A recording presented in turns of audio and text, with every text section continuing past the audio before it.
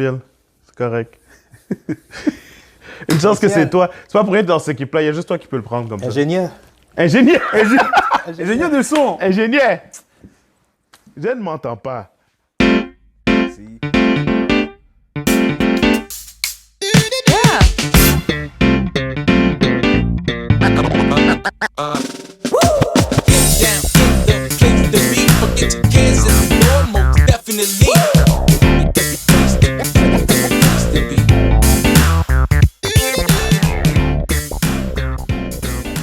Salut tout le monde, soyez bienvenus à l'émission DMCV. Yes. Oh yeah, une autre émission. Salut Max. Salut Sam, ça va? Ça va bien, ça va bien. C'est vendredi. Ben oui. Je suis très content. Toi, ça va bien? Ça va. Écoute, comme tu dis, c'est vendredi, puis on est content aujourd'hui. Oh yeah, bien sûr. On a un invité. Aïe, aïe, aïe. Il porte beaucoup de chapeaux. C'est pas Émilie. Comme vous voyez, elle n'est pas là. Mais shout-out à Émilie. Yeah, shout-out Emily. OK, elle gère tout ce qui est la vidéo, comme toujours. Merci. On l'a pas mis dehors, inquiétez-vous. Non, c'est ça. Elle sera là dans le prochain épisode. Donc, et notre invité d'aujourd'hui, pasteur, Père de famille. père de famille, conseiller. Oui. Mari. S'il y a des enfants. Ah, bien sûr, bien sûr. Shout-out à Véro, hein, qui l'a libéré. Oui, merci beaucoup. Et, et bonne chance avec les enfants. sans plus tarder, pasteur Steve. Yeah. Allô. Salut, pasteur. Content d'être ici. Je suis content d'être avec vous, guys. Merci beaucoup. Merci aussi d'avoir accepté notre invitation parmi tout ton calendrier. J'ai accepté, ça fait longtemps. Ça a juste pris du temps avant qu'on puisse le faire, là. Mais je suis content d'être là. Je suis content. Merci beaucoup. Comme on dit, les grands hommes se font attendre. Nice. Aujourd'hui, on voulait aborder plusieurs sujets par rapport à Dieu, l'Église. Mais on aimerait commencer par une petite présentation qui tu es et un peu par rapport à ton parcours aussi. OK, bien sûr. C'est qui, toi? Bon, ben, ceux qui me connaissent pas, oui, effectivement, je m'appelle Steve, c'est Jean-Baptiste. Je suis pasteur de l'église Le Campus, dont vous avez entendu parler sûrement plusieurs fois. Je crois un peu mon histoire, dans le fond, un peu d'où je viens. Bien sûr. C'est ça. Fait que moi, je suis né dans une famille chrétienne, donc mes parents sont chrétiens. J'ai connu Dieu depuis ma tendre enfance, toujours été dans l'église. Maintenant qu'on grandit dans l'église, vous savez, on a nos propres perceptions de c'est quoi l'église en tant qu'enfant. Peut-être plus, c'est la foi de nos parents, la religion de nos parents. Puis j'ai grandi comme ça, toujours impliqué. J'étais musicien, plusieurs instruments, impliqué dans la jeunesse, des activités, je faisais des rénovations, je m'impliquais, tout ça. À un moment donné, il y a eu une époque où l'adolescence, la jeunesse, j'étais dans les cadets, les forces, fait que je partais souvent tous les étés, je faisais des cours de pilotage, des choses comme ça. Fait que je me suis un peu éloigné. Et il arrivé un moment donné où je revenais des étés, je retournais pas nécessairement à l'église, tout ça. Et puis, ça a pris un certain temps avant que la foi de mes parents devienne ma foi à moi. Et c'est là que je suis vraiment... Là, j'ai commencé... C'est comme si j'ai vraiment commencé à aller à l'église. Pas parce que mes parents m'amenaient, mais parce que moi, je voulais y aller. Parce qu'il y avait une raison, parce que j'avais découvert quelque chose. Et là, je faisais les mêmes choses. J'étais encore musicien, j'étais encore dans l'activité, j'étais encore tout ça, mais je le faisais pour des raisons différentes. J'avais découvert c'était quoi l'église, j'avais découvert Jésus, j'avais découvert Dieu. Et puis, tranquillement, en avançant comme ça, Dieu nous a parlé. Je me suis marié avec Véronique aussi, que j'ai rencontrée à l'église, qui est ma femme. Maintenant, on a 4 enfants. Entre-temps, quelque part dans ces 4 enfants-là, en 3 ans, Dieu nous a appelés, nous a donné cette mission-là, justement, de partir une église, qui est l'église de campus en implantation, avec dans le temps pasteur Normand Charlebois. Donc, on a quitté notre église, que moi j'étais là depuis ma naissance. Là, je dis tout le temps, je suis né dans l'église, dans une salle reculée, là. Mais je suis né dans l'église, mais on a quitté cette église-là, que j'étais là depuis 27 ans, pour venir aider ici, être avec l'implantation, faire l'implantation, puis finalement me retrouver pasteur principal de l'implantation d'église dans un quartier qui était peu touché, où il n'y avait pas d'église dans une bonne région, là, où il n'y avait pas d'église, où les gens n'étaient pas touchés. Puis c'est ça, on est là avec vous autres. On est vraiment très content d'être là, content de voir ce que vous faites, content d'avoir vu les derniers épisodes. Vraiment, là, moi, ça m'excite. C'est ça. C'est mon cœur, c'est l'Église. Je suis content de voir ça. Tu approuves ce qu'on a fait jusqu'à J'approuve! J'approuve! Vous avez ma bénédiction, j'approuve à 100%. Si on dit quelque chose de pas bon, on dit On va couper au montage. Je vais regarder les vidéos. Non, mais je suis vraiment content de ce que vous faites. Je pense que vous passez un message qui est très important, d'une façon très présente, très avec des sujets d'aujourd'hui. Voilà, c'est ça l'Église. C'est ça l'Église. Fait que je suis très content. Justement, comme tu dis, le but de MCV, c'est tout simplement de parler de Dieu, de donner la parole. On est la jeunesse, justement, du campus. Puis, tu te présentais, justement, tu disais que tu étais jeune, puis tu parlais de la foi de tes parents, puis après, c'est devenu ta foi. Puis, mais dans le fond, nous, dans notre dernière vidéo, on parlait de qu'est-ce que c'était l'Église. Ça, c'était notre discussion. Puis, nous, on est 3 jeunes, avec Émilie, on parlait, on connaît l'Église, on a quand même grandi un peu dans l'Église. Mais c'est aussi important pour nous de discuter pour les personnes qui ne connaissent pas l'Église. Puis un peu, la première question, c'est, on se dit, mais c'est quoi l'Église? C'est quelqu'un de l'extérieur, comment il voit l'Église? Écoute, c'est intéressant que tu parles de ça parce que, puis j'aime la perspective que tu amènes. C'est quoi l'Église, mais de la perspective des gens qui y vont pas, qui connaissent pas ça.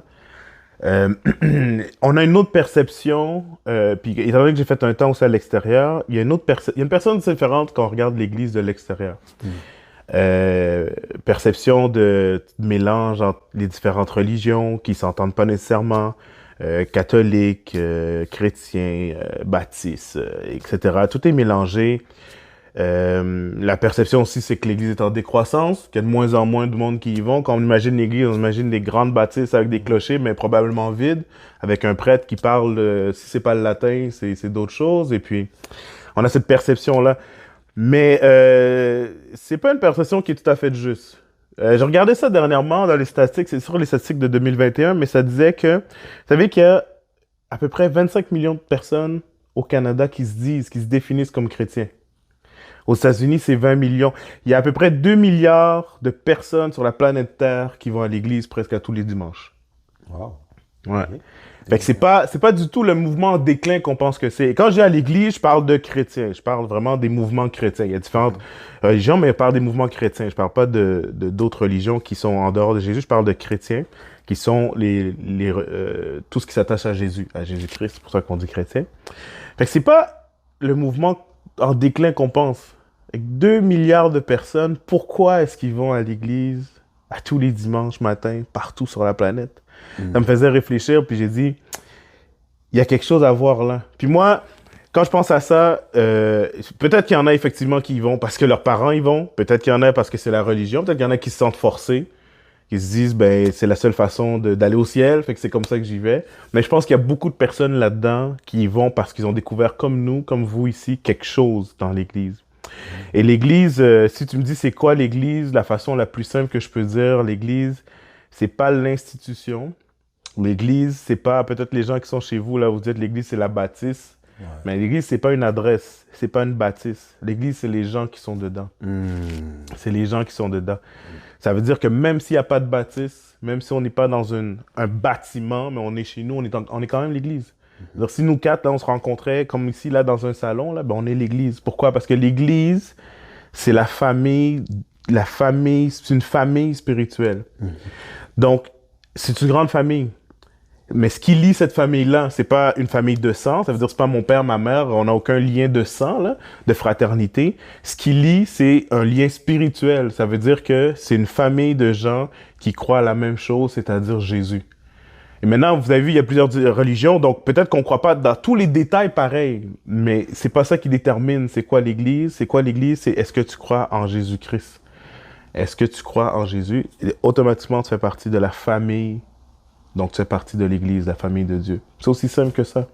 Donc, c'est pas est-ce que tu viens dans la bâtisse ou pas. En ayant ce changement de mentalité de dire, OK, c'est une famille, ça veut dire que c'est accessible. C'est-à-dire que toi qui es à la maison, qui ne vas pas à l'église, mais sache que quand tu viens à l'église, normalement, tu es supposé te retrouver dans une famille. Comme quand Sam t'invite dans son repas familial, et puis tu viens, et puis là, tu es autour de la table, la famille est là, tu te sens inclus, tu manges, tu parles, c'est relax. Ça devrait être ça, l'église. C'est des gens qui se rassemblent et qui sont en famille ensemble, qui sont relax ensemble et tout ça, mais qui croient en une seule chose, qui croient en Jésus-Christ, qui ont ce point-là en commun. Même si on a d'autres points qui sont différents, ben on a ce point-là en commun. Et donc, on devient la famille de Dieu. Et justement, ce point-là en commun, justement, ce point-là en commun, ça fait la question, et elle est certainement là, qui est Dieu? On a besoin de savoir, si tu peux nous expliquer avec tes mots, qui est Dieu, et comme ça va être plus détaillé pour les gens qui nous écoutent. Explique-nous la Trinité. La Trinité, qui est Dieu? Écoute, on a entendu plein de choses sur Dieu, hein? Écoute, wow, une façon simple que je pourrais expliquer ça. Genèse 1. Ouais, c'est ça. Remontons au début. Non, mais écoute, c'est pas mauvais ce que tu dis, dans le sens que Dieu, c'est le Dieu créateur. Et on a entendu différentes versions. On a une image toute différente de Dieu. Mais dans le fond, Dieu, c'est le créateur de l'univers. OK? Maintenant, pourquoi je dis ça? Pourquoi je commence par là? Parce que c'est le début, c'est la Genèse. Mais ça nous fait poser la question, OK, s'il y a un Dieu qui a créé la planète, mais dans le fond, pourquoi? Qu'est-ce qu'il nous veut, dans le fond? Est-ce qu'il est présent là? Est-ce qu'il agit encore ou c'est un Dieu distant? Si on regarde les choses, même les scientifiques arrivent à une certaine réalisation qu'en regardant comment ça fonctionne, la complexité de l'univers, la complexité des lois, la complexité même mathématique de l'univers, les gens se rendent compte, même, je parle de scientifiques non chrétiens, là, mais ils se rendent compte qu'il y a une pensée derrière. Ils vont appeler ça un design intelligent. Il y a un design intelligent. Fait qu'il y a il y a quelqu'un qui a dû placer ça parce que c'est impossible que ça arrive par hasard. C'est trop complexe pour que ça arrive par hasard.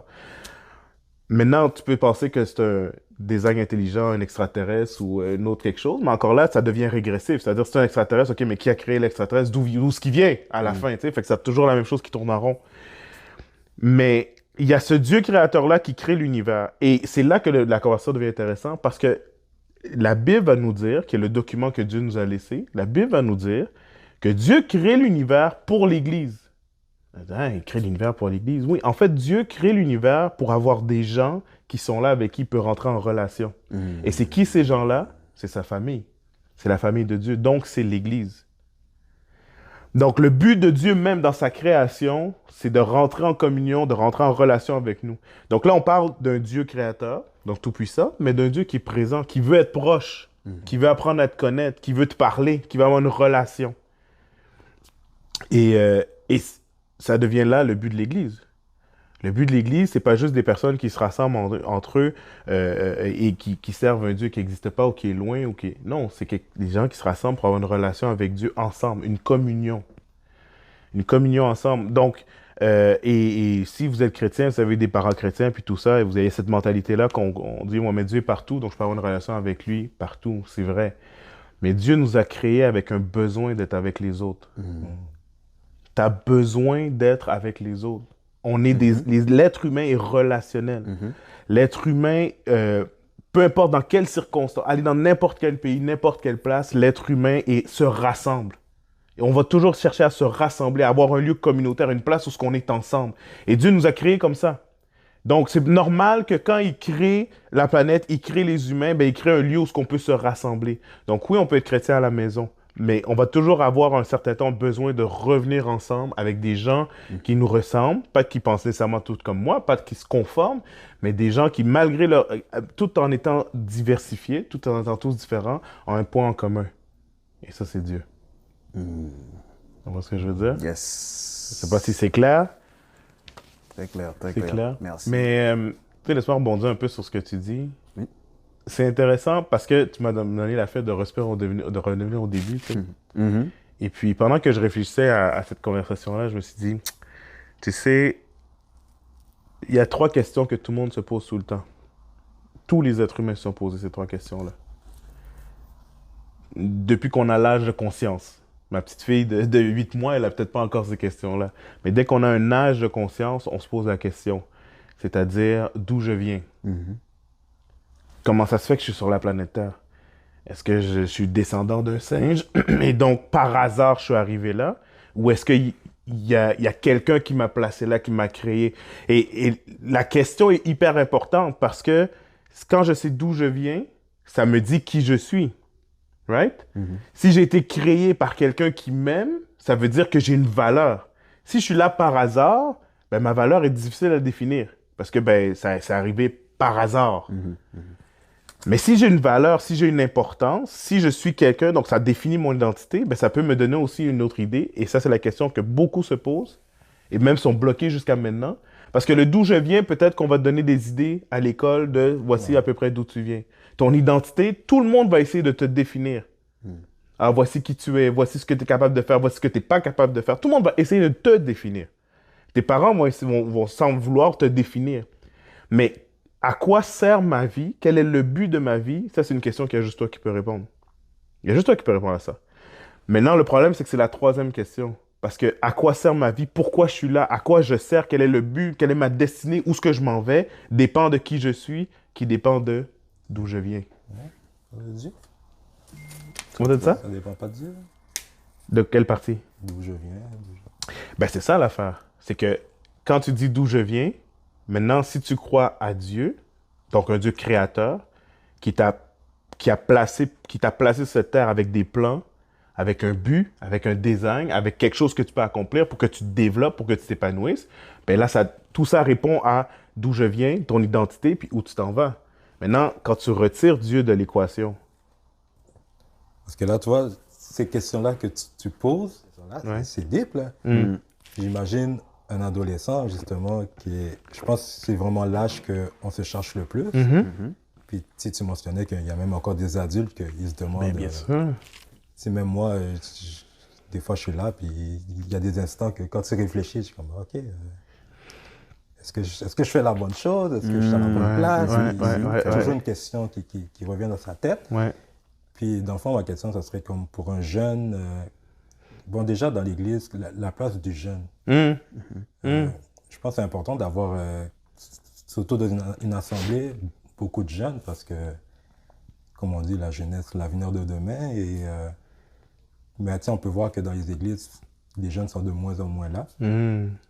Puis c'est souvent causé aussi par, comme tu disais, tous les questionnements. À l'école, on apprend plein d'autres choses. De nos jours, on dit, ben, tu peux être ci, tu peux être ça, tu peux croire en ça. Puis dans le fond, je pense que les jeunes sont perdus. Puis si tu avais un conseil pour des jeunes, ça serait quoi? Mon conseil, et en recherchant ces questions-là, puis en se posant des questions, on va se rendre compte, puis pourquoi je dis c'est mon conseil, parce que plus vite tu vas te rendre compte, mieux ça va être. La science va te dire, dans le monde qu'on est, que la façon de voir le monde, c'est matérialiste. Ça veut dire, ce qui est exact, ce qui est véridique, c'est ce que je peux toucher, sentir, voir, c'est que les faits. Tu comprends? Ça veut dire que ce que je peux tester, calculer, vérifier, ce qui est vérifiable par preuve scientifique, c'est vrai. Mais le problème, c'est que ça, c'est une vision matérialiste du monde. Mais quand on parle de l'amour, quand on parle de la foi, quand on parle des sentiments, c'est pas des choses qui sont vraies. Les gens vont dire, oui, c'est juste des impulsions dans ton cerveau. Oui, mais ça dépasse ça. Parce que sinon, on réduit l'humain à son plus simple, qui est le matériel, mais l'humain, l'être humain est beaucoup plus que ça. Pourquoi? Parce que c'est un Dieu beaucoup plus que ça qui l'a placé là. Donc maintenant, ça veut dire que les questions comme d'où je viens, qui je suis et où est-ce que je m'en vais, la science ne pourra pas répondre à ça. Parce qu'elle est limitée. Parce qu'elle peut juste définir, parce qu'elle peut toucher, sentir, prouver. Donc, tu as besoin de plus que ça. Ce qui veut dire que, et c'est là que souvent, dans la partie de la jeunesse et des adolescents, où ce que, ben, dans l'adolescence, tu te détaches de tes parents.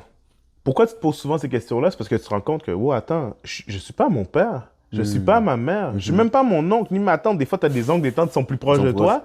Mais je suis pas comme eux. Je suis pas la même chose qu'eux. Je pense pas comme eux. J'ai même pas les mêmes buts ou les mêmes visions.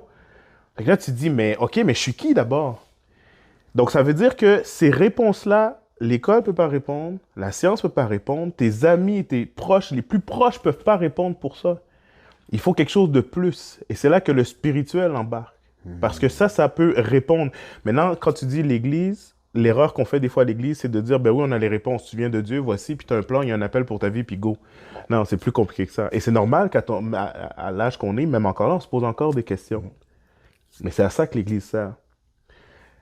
L'église, c'est des gens qui se rassemblent, qui n'ont pas toutes les réponses, mais qui disent, on va se rassembler ensemble, on va parler des vraies affaires. Ça devrait être ça, en tout cas. On va parler des vraies affaires, on va se poser les mêmes questions, puis on me rend compte que, hey, t'as les mêmes questions que moi, on va y réfléchir ensemble, puis on va se demander, ben, en étudiant le document que Dieu nous a laissé, ben, c'est quoi ces réponses à ces questions-là? Parce que ces réponses à ces questions-là sont différentes pour toi et pour moi.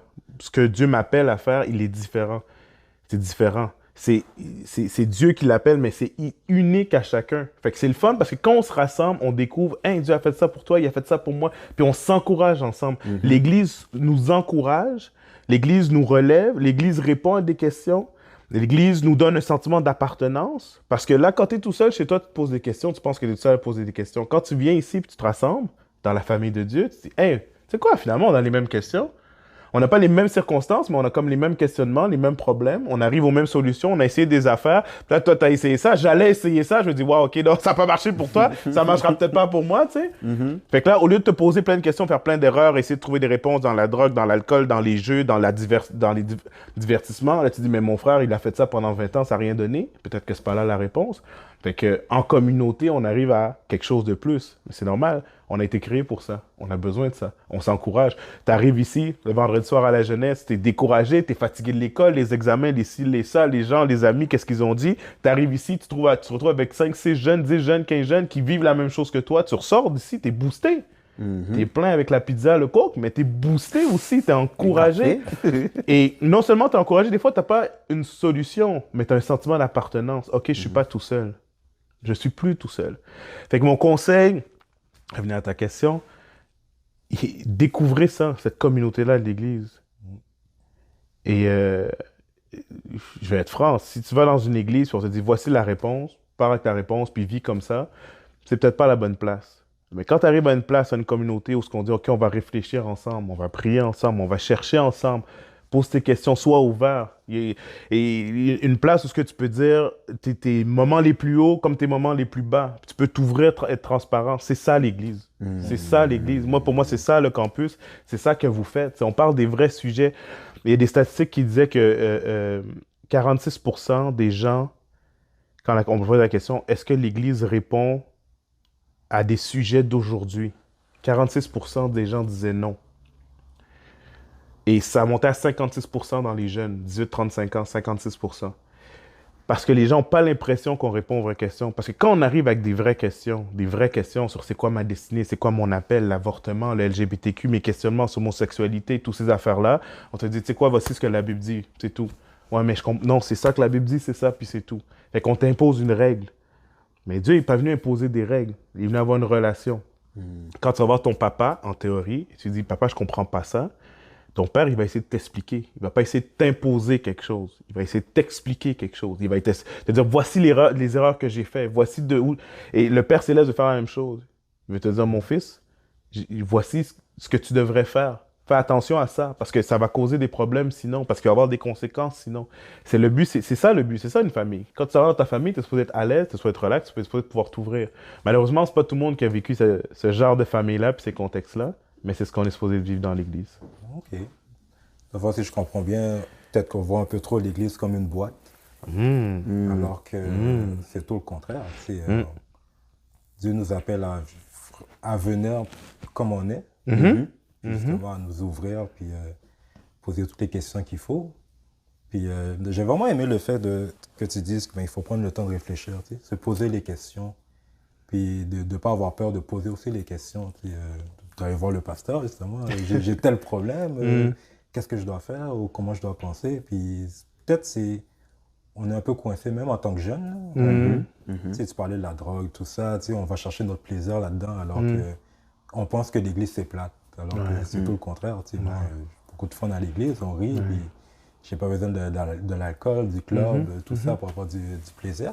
Surtout, on a du fun au DMCV.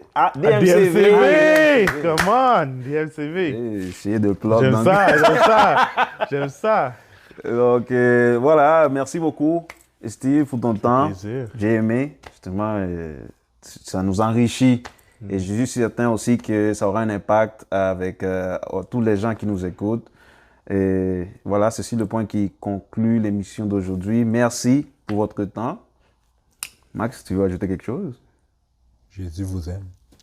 There you go. Yes, come on. Steve, dernier message, tu veux ajouter quelque chose? Écoutez, essayez l'église. Essayez-le, essayez-le. Joignez-vous à une assemblée, joignez-vous à une jeunesse. Venez au campus. Yes. Hein? Ils vont afficher l'adresse, ils vont afficher le lieu, le temps. Venez, essayez-le. Et Essayez-le. C'est la meilleure façon de le faire. Amen. Amen. Max, un gars des vues ingénieur. Ah, merci. Parfait. Sur ce, bye. À la prochaine. Merci les gars, c'était vraiment un plaisir. Merci à tout le monde. Que Dieu vous bénisse. Bye, Emily. DMCV! Quoi t'as écrit? Quoi?